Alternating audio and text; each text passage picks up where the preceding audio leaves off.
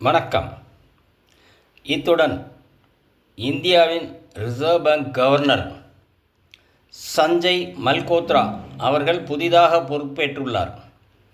அவருடைய கையெழுத்து போட்ட 50 ரூபாய் பணம் இதில் இணைக்கப்பட்டுள்ளது. அவருடைய கையெழுத்தை பாருங்கள். அவர் IAS படித்துதான் இந்த பொறுப்பிற்கு வந்திருக்கின்றார். ஆனால் அவருடைய கையெழுத்தில் ஒரு ஒழுக்கம் தெரிகிறது. தெளிவாக எழுதியிருக்கிறார். கிறுக்கல்கள் இல்லை.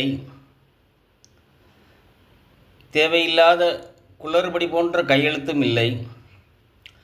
ஆகவே இவர் தெளிவாகவும் இருப்பார், ஒழுக்கமாகவும் இருப்பார், சரியாகவும் இருப்பார் என்பது என்னுடைய எண்ணம்.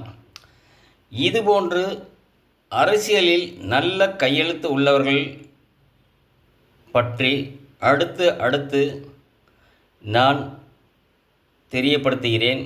இதிலிருந்து யார் யார் அரசியலில் பின்னுக்கு தள்ளப்படுவார்கள் என்பதையும் நீங்கள் அறிந்து கொள்ளலாம்.